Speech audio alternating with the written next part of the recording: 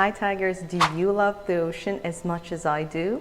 In this video, I'm going to share top 10 critical mistakes that really harm our ocean and also easy tips and tricks that we all can do as surfers, travelers, and ocean lovers to help save the ocean. I'm currently on a surf trip to Portugal and I started to share about surf spots here and where to go, what to do, how to plan your budget. Check out my other videos about a surf trip to Portugal. And some people mentioned in the comments how the mass tourism actually ruins the surf here and the environment. People who travel in vans, and there are actually really a lot of them here in Nazaré and Praia do Norte, and I believe in other places in Portugal too. So some of them apparently leave the trash behind, and some other surfers and foreigners are disrespectful to the local culture and the nature and the local people. So I did some research online. I'm going to share top surf destinations with the worst pollution situation in the world and also critical mistakes that we all can easily avoid as surfers,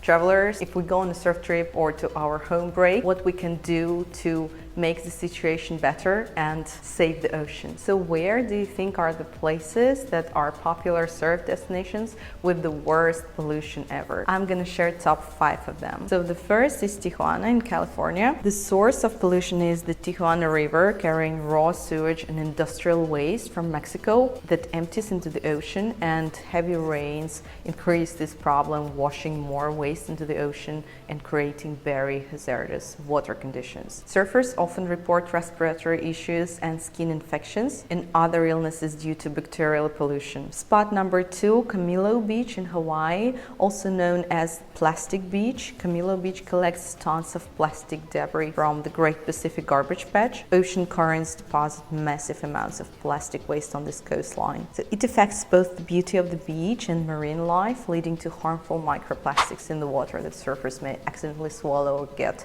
into cuts, which can cause infections and other health risks. Spot number 3 is Bali, Indonesia, which is my home, and I witnessed this all myself. The spots that are mostly affected is of course Kuta Beach, Canggu, and Uluwatu. The rapid tourism and poor waste management add to this whole situation, and I didn't pay attention to that until a few years ago. I think around 5 years ago, my friends started to get really bad infections like ear infections, skin infections, and also a couple of my friends even went to hospital after surfing the river mouth, the place in Canggu when it storms, all the garbage goes to the ocean in the river. And on top of actually encountering the trash right when you surf, for example, I went for a surf there to the river mouth with my friend, and when she dog dived, a huge piece of trash just hit her in the head.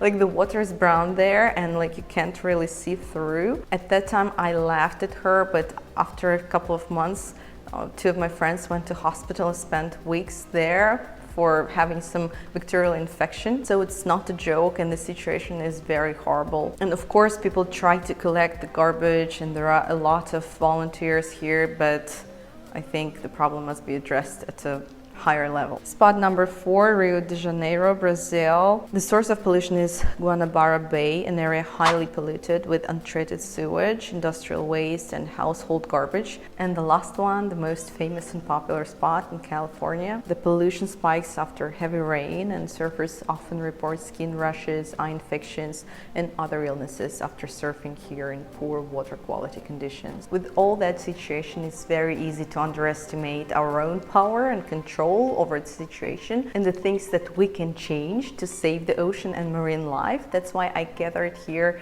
10 critical mistakes that we all as surfers and ocean lovers can avoid to make the ocean cleaner and continue to get all the joy and happiness we get from the ocean and the surf. Let me know in the comments if you heard or know about any other critical mistake that adds to the ocean pollution or ruins the wildlife. Let me know in the comments and I'll discuss it in my next video. So mistake number 1 is using regular sunscreen. Many sunscreens contain chemicals like oxybenzone and octinoxate, which are harmful to coral reefs and marine life. These chemicals wash off in the ocean, contributing to coral bleaching and toxicity. So how can you identify if the sunscreen is reef safe or not, and what harmful ingredients can we all avoid? It's not easy for everyone to remember. Like, I was not aware of all specific ingredients, so I put a list here.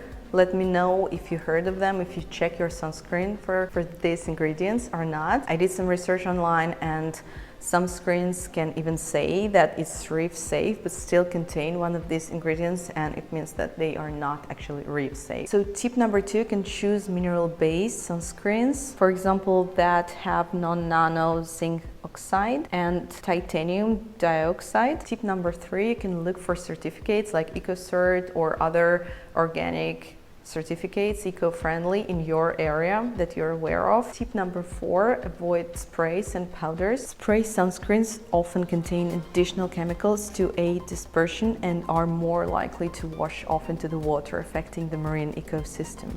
Instead, choose lotions or creams which are easier to apply without excess going into the water. Tip number 5, select biodegradable and organic sunscreens. Tip number 6, check with the local guidelines and bans. Some locations with coral reefs have strict guidelines or even bans on specific sunscreens ingredients to protect local ecosystems.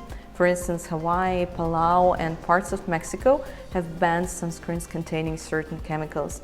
If a sunscreen complies with these regulations, it's likely safer for the environment. So as a summary checklist for sunscreens, you need to avoid these ingredients. You can choose these ingredients. You can look for these labels. And as for the form, prefer creams or lotions instead of powders and sprays. Mistake number 2 is leaving trash on the beach. However obvious, and like everyone talks about this, but the last time I was collecting the garbage and cleaning the beach in Cicatela, Puerto Escondido, Mexico, I was shocked with like how much effort it took and how much still was left there. So this trash is one of the biggest and most visible issues after surfers and tourists. It includes plastic bottles, snack wrappers, cigarette butts, and more. Mistake number 3 is single-use plastic, which you can easily change for like other cups or containers, and just avoid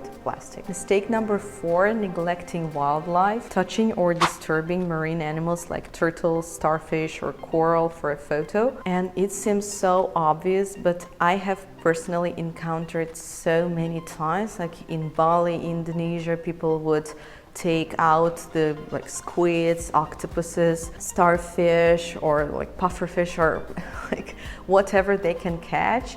And because there are a lot of reef breaks on low tide, you can actually walk for a long time and you can collect like a lot of sea life. I was shocked with how many people, like I thought they were my friends, but then they showed me the pictures with them like holding octopuses or other type of marine life. I was shocked with why they would disturb it. Also in Hawaii, on the North Shore, there are a lot of people snorkeling. They would take the sea cucumbers, you know, like holding them and waving, and the kids would play, or like if there is a baby shark, everyone would gather around with GoPros making photos. Some of them cannot protect themselves, like poor sea cucumbers, you know. What's the right name for this thing anyway?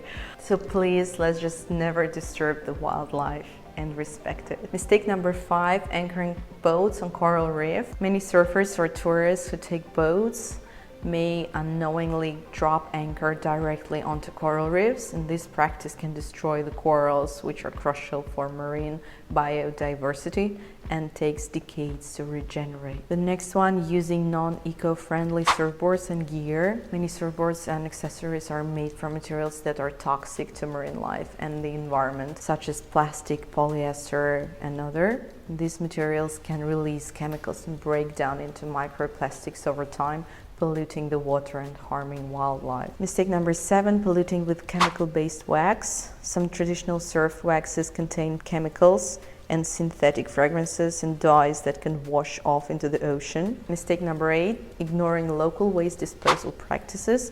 When surfers and tourists dispose of waste inappropriately, especially in locations with a limited waste management infrastructure, trash often ends up in the ocean. Overcrowding and disrupting ecosystems. Large groups of surfers or tourists flocking to popular spots can disturb marine habitats, stress wildlife, and cause erosion or damage to the local coastline. And the last one, mistake number 10, is using toxic cleaning products on surf gear. Cleaning boards, wetsuits, and other equipment with harsh detergents or chemicals which can wash into the ocean contributes to chemical pollution. So let me know in the comments if you were already aware about all these 10 mistakes, if you ever encounter people making them, like surfers or tourists in the area where you live, and let me know what other problems you believe are important to spread awareness about.